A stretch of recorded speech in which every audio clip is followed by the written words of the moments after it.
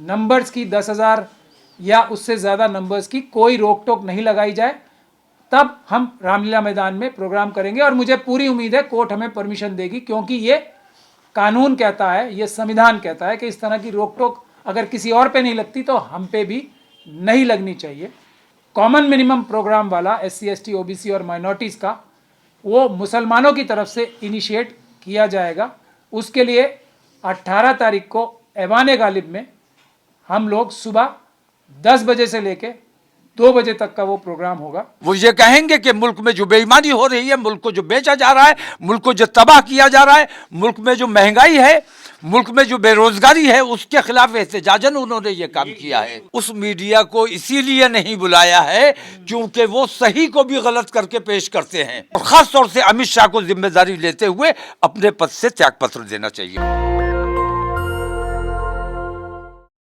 मैंने और मौलाना तौक़ीर रज़ा साहब ने, मौलाना तौक़ीर रज़ा साहब की क़यादत में एक ऑल इंडिया मुस्लिम महापंचायत मिशन सेव कॉन्स्टिट्यूशन, जिसका मैं नेशनल कन्वीनर हूँ, उसने हम भारत के मुसलमान भी द मुस्लिम्स ऑफ इंडिया के प्लेटफॉर्म पर इज़्ज़त और इंसाफ की लड़ाई के लिए, इज़्ज़त और इंसाफ की लड़ाई सिर्फ मुसलमानों के लिए नहीं बल्कि सभी कमज़ोर तबकों के लिए लड़ने के लिए आईनी, संवैधानिक और शांतिपूर्ण तरीक़ों से एक ऑल इंडिया मुस्लिम महापंचायत का ऐलान किया था। उसकी परमिशन सभी डिपार्टमेंट से, दिल्ली पुलिस और MCD के डिपार्टमेंट से ली थी 29 अक्टूबर को कराने के लिए। उस ऑल इंडिया मुस्लिम महापंचायत को इस बुनियाद पर नहीं करने दिया गया कि इस ऑल इंडिया मुस्लिम महापंचायत में आप लोग सिर्फ मुसलमानों की आवाज़ नहीं उठा रहे और भी कमज़ोर तबकों की आवाज़ उठा रहे हो, इसलिए हम आपका ये प्रोग्राम नहीं होने देंगे। पुलिस के अधिकारियों ने हमारे लोगों को ये बताया कि हम लोगों के ऊपर से दबाव है कि अगर आप मुसलमान ऑल इंडिया मुस्लिम महापंचायत कर रहे हो, बेशक करो, हम आपकी TV कवरेज कराएंगे, हम आपको बसें दिलवाएंगे, हम आपको हर तरह से मदद भी करेंगे, लेकिन आप सिर्फ और सिर्फ मुसलमानों की बात करो। हमारे इनकार करने पे हमारी परमिशन कैंसिल हुई।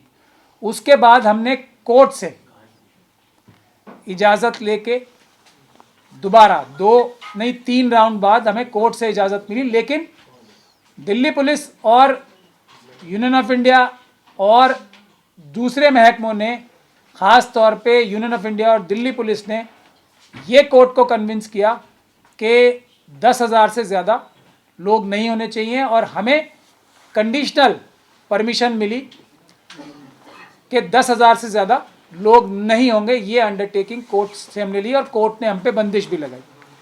लेकिन जब हमने 18 दिसंबर की कोर्ट से हमें परमिशन मिली, बावजूद इसके कि दिल्ली पुलिस ने और बाकी सभी महकमों ने उसकी भरपूर मुखालफत की, 50 तरीके की उसमें कमियां निकालने की कोशिश की, लेकिन कोर्ट ने इजाज़त दी, लेकिन 10,000 की परमिशन के साथ। और इस परमिशन के बाद भी रुकावटें डालने की कोशिश ख़त्म नहीं हुई। हम लोगों को, जो हमने भी बातें की, तो लोगों को ऐसा लगा कि अगर रोका जा रहा है तो हमें खुद शक होने लगा कि 10,000 से संख्या बहुत ज़्यादा भी बढ़ सकती। फिर भी हम अपनी पूरी ताकत लगा रहे थे कि किसी भी तरह से 10,000 से ज़्यादा लोग ना आए। लेकिन जो पुलिस है और जो दूसरे महकमे हैं, उन्होंने हमारी जो 18 दिसंबर की जो ऑल इंडिया मुस्लिम महापंचायत रामलीला मैदान की कोर्ट के द्वारा परमिटेड थी, उसमें भी रुकावटें डालना शुरू कर दिया। अब हमने दोबारा एक ये जो कंडीशन 10,000 की लगाई गई है हम पे, ये एक ऐसी कंडीशन है जो सिर्फ और सिर्फ हमारे ऊपर लगाई जा रही और किसी के ऊपर नहीं लगाई जाती। तो हमने उसके बाद मौलाना ने की ताकीद पे हमने दोबारा पिटीशन लगाई है कोर्ट में, और हमें पूरी उम्मीद है मिलेगी परमिशन इस बात की। और हम उसकी डेट भी, क्योंकि पब्लिक डोमेन में डेट भी नहीं होती है, ये एक बहुत बड़ा एक तरीके से घोटाला भी है कि कोई अगर अपना रैली करना चाहे तो उसको ये नहीं पता होगा कौन सी डेट्स खाली हैं, उसको जाके वहाँ पूछना ही पड़ता है। तो उसके बाद हमने एक हाई कोर्ट में पिटीशन लगाई है दोबारा, बगैर किसी नंबरों के बंदिश के, सिर्फ भारत का कानून और भारत का जो संविधान है उसको पालन करते हुए जो रोक टोक किसी और पे लगाई जाती है वही लगाई जाए। हम पे नंबर्स की 10,000 या उससे ज़्यादा नंबर्स की कोई रोक टोक नहीं लगाई जाए। तब हम रामलीला मैदान में प्रोग्राम करेंगे और मुझे पूरी उम्मीद है कोर्ट हमें परमिशन देगी, क्योंकि ये कानून कहता है, ये संविधान कहता है कि इस तरह की रोक टोक अगर किसी और पे नहीं लगती तो हम पे भी नहीं लगनी चाहिए। उसके अलावा हमने एक छोटी गैदरिंग यहाँ जो ऐवान गालिब है उसमें 18 तारीख को, क्योंकि उस दिन वर्ल्ड माइनॉरिटी डे भी है, उस दिन हम एक छोटी पंचायत मुस्लिम पंचायत कर रहे हैं। और वहाँ पे हम फिर वही बात है कि हम सिर्फ मुसलमानों की आवाज़ नहीं उठाएंगे, हर मजलूम की आवाज़ उठाएंगे। वहाँ पे एक कॉमन मिनिमम प्रोग्राम वाला SC ST OBC और माइनॉरिटीज़ का वो मुसलमानों की तरफ से इनिशिएट किया जाएगा। उसके लिए 18 तारीख को ऐवान गालिब में हम लोग सुबह 10 बजे से लेके 2 बजे तक का वो प्रोग्राम होगा। उसी में हम लोगों को दावत देते हैं। वहाँ जो कैपेसिटी है वो 540 की है, तो हम इसीलिए बहुत केयरफुल हैं कि किस किस को हम इसमें सिर्फ मेन लोगों को ही दावत दे रहे हैं, जो ओपिनियन मेकर्स हैं और जो अपने अपने क्षेत्र में, पूरी इंडिया से लोग आएंगे जो अपने अपने क्षेत्र में बहुत अपना प्रभाव रखते हैं। उनकी लिमिटेड संख्या में हम एक छोटी पंचायत कर रहे हैं। और उसके लिए हम एक और अच्छी बात, ये हमने दूसरा रास्ता निकाला, क्योंकि लोगों की तवज्जो बहुत आ रही है इस चीज़ पे कि मुस्लिम कम्युनिटी सबकी आवाज़ उठाएगी तो इससे भाईचारा बढ़ेगा, फ्रेटर्निटी बढ़ेगी, जो संविधान की प्रियम्बल में भी लिखा हुआ है। तो हम ये उसके लिए प्रावधान कर रहे हैं। उसके लिए हम पूरी इंतजामात इस बात के करेंगे कि हम उसकी जो लाइव टेलीकास्ट है वो आप सभी लोगों के चैनल के माध्यम से लाइव टेलीकास्ट भी किया जाए, ताकि जितने भी लोग पूरे भारत में उसे देखना चाहते हैं लाइव टीवी के माध्यम से उसको देख सकें।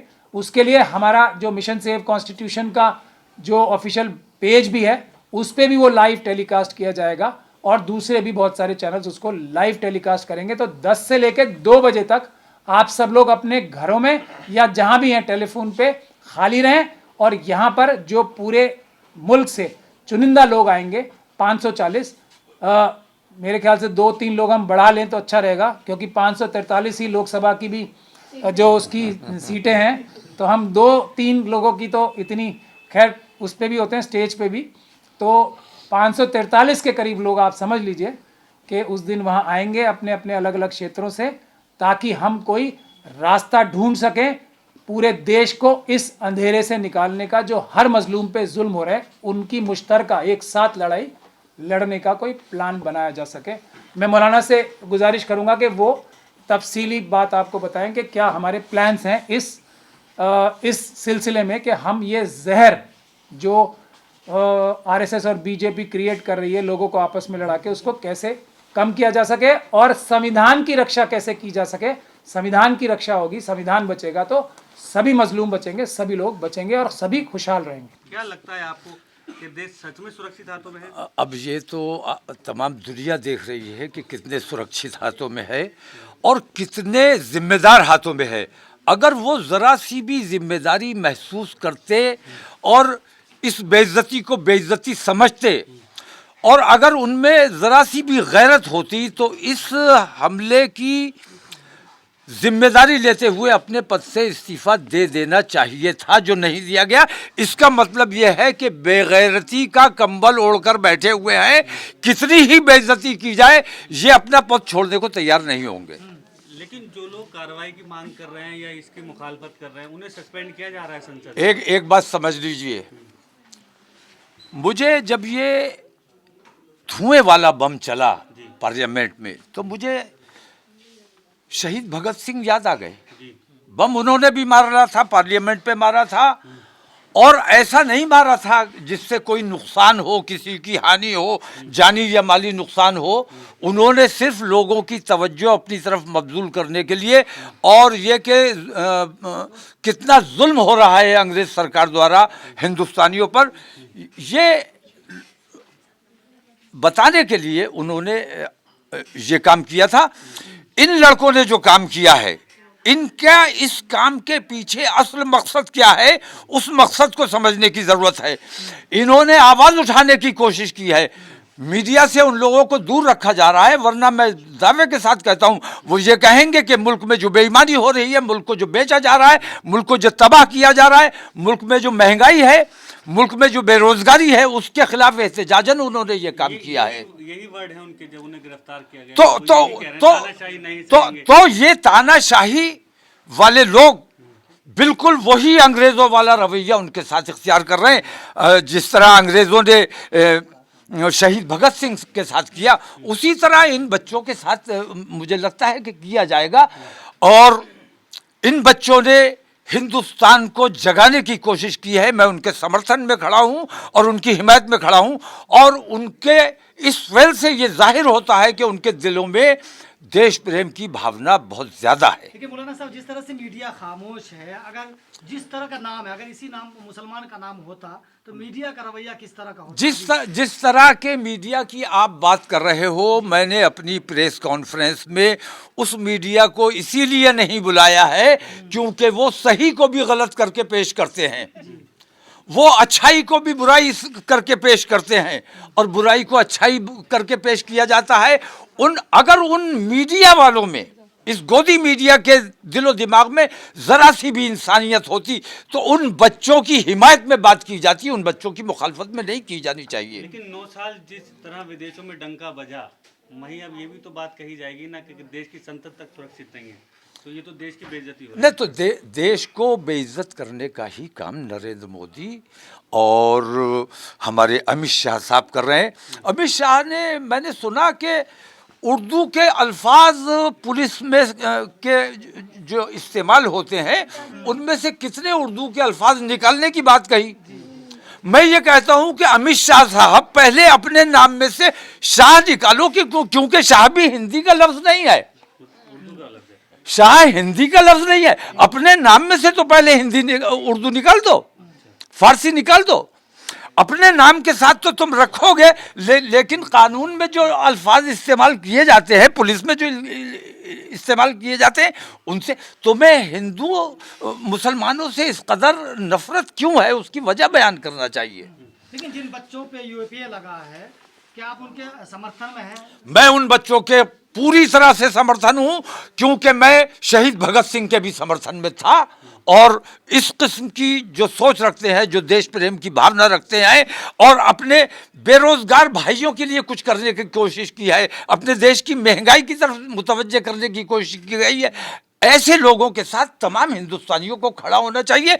वो लोग जिन्होंने पार्लियामेंट में ये काम किया है, वो लोग मैं समझता हूं कि हिंदुस्तान के यूथ के आइकॉन बनने चाहिए, उनको लोगों को अपना हीरो बनाना चाहिए, और वो लोग जो संसद की सुरक्षा में नाकाम हुए उन तमाम को बर्खास्त किया जाना चाहिए, और खास तौर से अमित शाह को जिम्मेदारी लेते हुए अपने पद से त्यागपत्र देना चाहिए। बहुत शुक्रिया।